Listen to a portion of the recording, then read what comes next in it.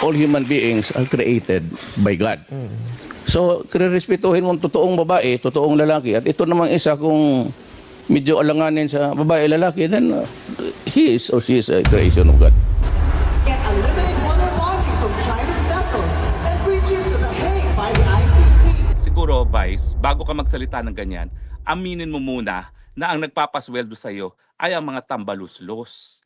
Yung kumpanya kung saan may ere yung programa, pag-aari na ngayon ni tambaluslos.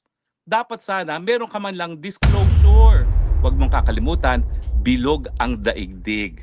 At pag yan ay bumalik sa iyo, sana maalala naman ng mga supporters ni Tatay Digong na may puso sila.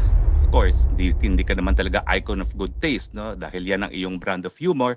Pero sana ilagay naman. Dadagan ang Balita News Update.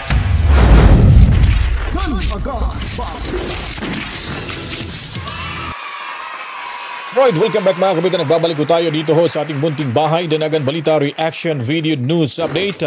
Welcome ho ang lahat sa mga bagong salta. Huwag kalimutan ho mag-subscribe na ho kayo mga kabalitaan.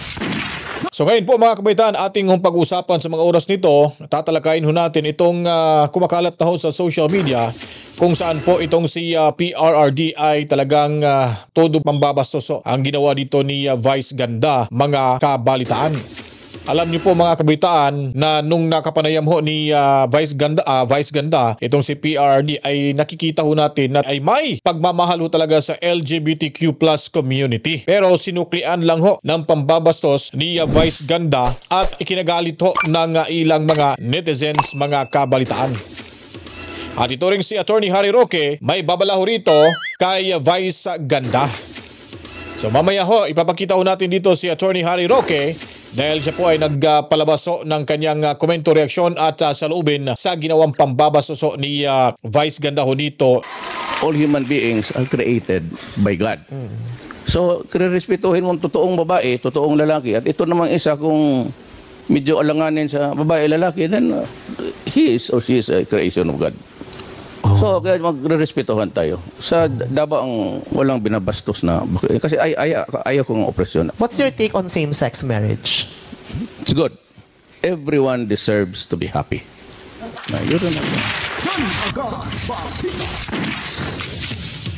Kung napapanood niyo po ito mga kabitan, di ba? Napakasarap po yung mga binibitaw na salita ho ni Tatay Digong Duterte patungkol ho sa LGBTQ plus community. So, sabi niya dito, hindi daw binabastos, ginagalang ang mga LGBTQ+ member ho or community dyan sa Davao City. So, si Vice Ganda ho, miyembro ho dito sa komunidad na ito, mga kabitan. Di ba?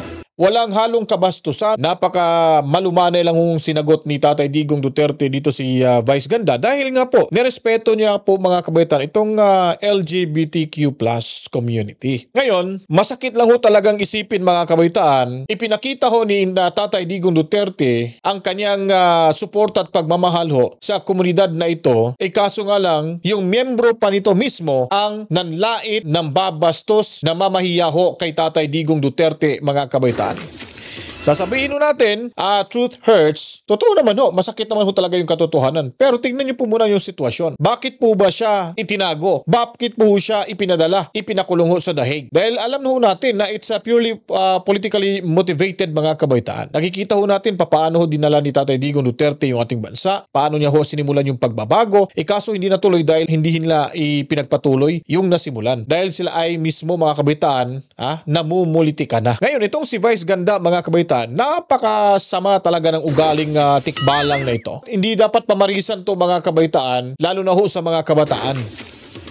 Dahil po ay masamang ehemplo ho itong si Vice Ganda. Napakarumi ho nitong tikbalang na ito mga kabalitaan. Paano niya ho binastos itong si Tatay Digong Duterte? Ganon din ho ang kanyang pambabastos sa sarili ho nito mga kabalitaan. So makikita ho natin na itong tikbalang na itong si Vice Ganda, siguro, mahina na yung kita at ngayon nag-iingay na naman ho. Gumamit na naman ho ng tao na kung saan ay minahal pa ng karamihang Pilipino at ngayon po ay kanyang parang inapak-apakan na ho yung karapatan ni Tatay Digong Duterte. Hindi na ho niya kinilala na ito ay may nagawa ho sa ating bansa at ito ay naging pangulo rin sa bansang Pilipinas. ang ganitong klaseng tao mga kabaitaan ay kailangan ho talaga mabigyan ho ito ng leksyon. Turuan ho ito ng tamang asal. Dahil sumusubra na ho itong si Tikbalang mga kabalitaan. So ngayon, ito ipapakita ho nating video dito mga kabaitaan. Ito ho yung panlalait ni Vice Ganda ho kay Tatay Digong Duterte. Kahit sabihin natin biro lang ho ito, pero maghanap naman sana ng ibang paraan. Diba nagalit nga sa kanya si Jessica Soho mga kabaitaan? Patungkol ho sa katabaan ho nito na ginagawa ho nilang biro ho. Siyempre, very offensive ho yung joke na yan. Lalo na mas malala ho itong joke na ito mga kabalitaan. Ewan ko lang, but sinabi niya sa kanyang konsyerto na sigurado ho, hindi na ito kumikita ng malaki kaya nagpapakonsyerto na lang mga kabalitaan. Dudaran nyo tayo, baka may sponsor ho. Yung gumawa ho ng script na yan mga kabalitaan. Alam naman ho natin, yung ABS wala na ho talagang network ko yan. I mean, wala na hong franchise. Hindi na umi-ere ho sa sarili ho nilang channel. Ibalay ho natin, baka itong si Tamba ay gustong buhayin ni Tambang ABS. Kaya sabihin natin na kung may share ho ito, malamang duda lang ho tayo na baka may basbas ho ito mga kabaitaan ni Tamba Los. Hindi naman natin sinabi na yun po ay pagdududa ho natin mga kabaitaan. Ano ba yung ginawa ni Tatay Digong Duterte sa kanya? May nagawa bang kamalian? Kung makikita niyo po sa interview dito ni Vice Ganda kay Tatay Digong Duterte, napakaganda ho yung kanya mga sinasabi. Kailangan respetuhin ho yung LGBTQ+ community gaya ho ni Tikbalang Ganda. Dahil po sila ay gawa rin ng ating Panginoong Jesus mga kabalitaan. Kaya kailangan din respetuhin. Kasi pantay-pantay lang ho tayo. Meaning to say, may pagmamahal ho talaga si Tatay Digong Duterte. Hindi lang sa isang kasarian. Kasama na ho sila dyan mga kabalitaan. Pero anong ginawa? Anong isinukli ho ni Tikbalang Vice Ganda mga kabalitaan? Hindi niya po iniisip na itong si Tatay Digong Duterte ay may mga pamilya din ho. Pangalawa, may mga posisyon sa ating gobyerno. Pangatlo ho mga kabalitaan, may ligasiyang iniwanan ho sa ating bansa. So basta-basta na lang hong bababuyin ni Tikbalang itong si Tatay Digong Duterte. Papayag po ba yung mga taga-suporta mga kabalitaan na gaganunin na lang ho yung iniidolo ho nating living hero? Sabi na iba, living in dahig na. Yes, totoo ho yun, nasa dahig na. Kasi nga sa inyong sinuportahang mga bangag, yun po ang dahilan. Kaya ho, ginawa nila na paraan para ho sila ay hindi na ho mabubuwisit kay Tatay Digong Duterte. Nothing beats a jet ski holiday. Right now from Manila to West Philippine Sea by jet ski. Get unlimited water bonding from Chinese vessels and free trip to The Hague by the ICC. Promo applies to DTS only. Big ones and BBMs are prohibited. Huwag niyo kong subukan mga puntang ina niyo. O, diba? Ginawa niya hong pulutan ho dito si Tatay Digong Duterte. Okay lang ho sana kung ordinaryong politiko, yung mayor, or congressman, tapos pabirong ganon, di ba? Medyo masasabi pa natin, siyempre publicity na rin ho yan sa mga sa mga ibang politikong ginagawan ho ng pagpapatawa ni Tikbalang mga kabalitaan. Diba napakasakit itong isipin mga kabalitaan? So dito tayo sa Truth Slaps. Nakasulat ho dito Kasi medyo kung pakikinggan ho natin yung sinasabi ni Tikbalang, ay hindi ho natin masyado makukuha yung tamang wording or salita ho. So buti na lang, sinulat ho dito ng Truth Slaps. Babasahin ho natin to dito. Nothing beats a jet ski holiday. Right now, from Manila to West Philippine Sea by jet ski. Get unlimited water bombing from Chinese vessels and free trip to The Hague via ICC. Promo applies to DDS only. Pink allowance and BBMs are prohibited. Huwag niyo akong subukan mga ina nyo. Diba? So, klaro ho yung wordings ho dito mga kabitan na nakaka-insulto ho. At meron ding mga nag-comment mga kabitan na karma awaits you and your whole family. So, meron hong nagbabala ho dito. Ready to go to hell, Vice? Ingat ka palagi. Thank you so much for mocking our Tatay living hero. We will wait to turn the table. Nasa Nasa tuktok pa ngayon. Pag bumaliktad na ho at gumulong na ho yung bola at mapunta na ho sa kamay ng mga Duterte, yun po ang sinasabi ho dito na karma awaits you and your whole family.